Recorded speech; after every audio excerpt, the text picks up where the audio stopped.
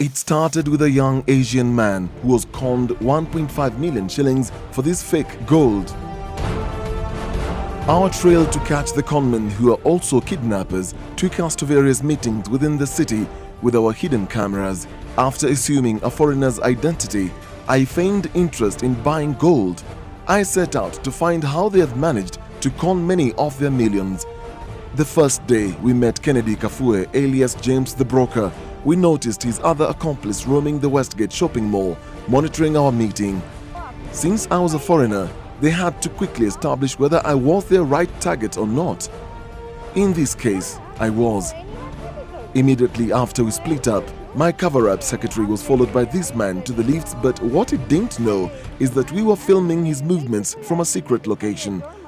One of the victims who suffered under the hands of this criminal gang said he was a Pakistani and carried the real gold. He only comes in when an Asian is involved, since he's more likely to be trusted than an African.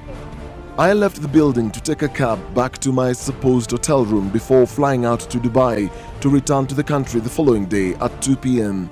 Wednesday afternoon. My secretary called the gold dealers and told them that my flight from Dubai had just landed and our meeting was scheduled at 3 p.m. at Samia Park along Mombasa Road. We drove in a bit earlier to set a trap for the conmen. So, with 2 hours on our hands, we set a strategy with a colleague posing as my personal assistant, Julius, from my Kenyan company.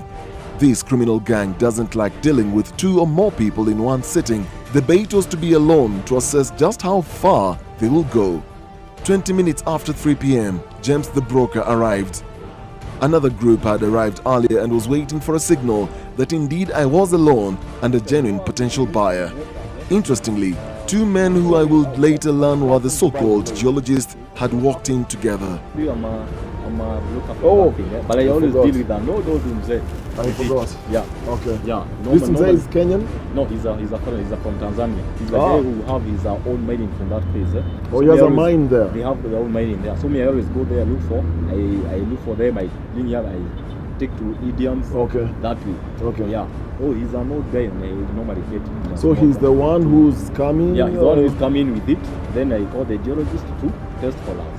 Oh, so there's someone else who's coming? Yeah, one geologist. Yeah, oh, one geologist. Yeah, because it has to be tested. Yeah, ah, we have to test. They're all coming here? Yeah. We can all How long do you think it will take? Not more than 20 minutes. James then signaled the geologist to join us after confirming everything was okay. You are the gentleman we've been waiting for? Oh, these are your friends? These are the guys who are supposed to test for us. Oh, you are together? Yeah. With him? Yeah, he told us from morning there's something we want. From 10. From 10. The 2 geologists were part of a group of conmen, but they pretended they did not know each other. They later feigned interest in the gold, a move calculated at making me rush to purchase the gold. You also want to buy? If the all you see the thing is good, we can, no, they are all It's a matter of agreement. Showing me his Kenyan identity card, John Ping Juga Irongo told me he was a retired geologist from the government, practicing privately now. Jackson, on the other hand, didn't divulge personal information but said he was working with the government. We all waited for the main man, Mzee Peter, who had traveled overnight to bring the gold to Kenya. Pacing up and down and on phone half the time, they played the waiting game. What I know, Asians love gold. Moments later, James the Broker left to brief the Tanzanian gold mine owner seated comfortably in one of the cars at the parking lot. They lied to me that he was stuck in traffic, unaware that we were filming the movements. But the presence of my Kenyan personal assistant complicated things for them, and they kept holding conversations with the rest of the gang on how to proceed. Their plan was to kidnap me at the slightest opportunity and get the 4.5 million shillings from me. They knew it was stashed somewhere. Finally, the Tanzanian gold mine owner from Arusha, Tanzania, arrived with a briefcase carrying the gold. James had it protected. This is the man who has conned many unsuspecting Kenyans by purporting to own a gold mine in Mwanza, Tanzania. According to victims who have fallen for his antics, he carries the fake gold. But there was a problem. I asked for a certificate of origin.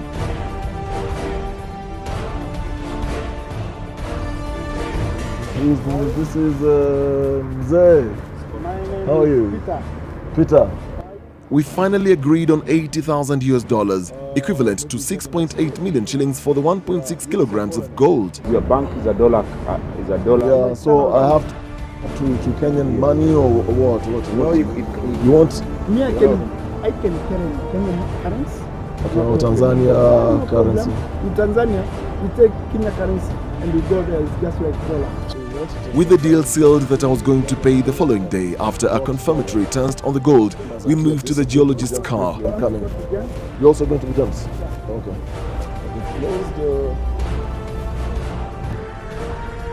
It's getting very cold. This is your car? This is where many fall into their trap. As they purport to test the gold, they make you sit in the car with them, and that's when they either abduct you or force you to give them the money. Okay, so it's 1.6. Jackson, the geologist, weighed the gold and after confirming it was 1.6 kilograms, went straight to testing it with acid. In the end, we never bought the gold, but established this is where it all begins. They prey on innocent car sellers who have placed adverts on notice boards in any of the shopping malls. Caution is what you need when you think that call to buy your car is genuine. It could be this gang calling you.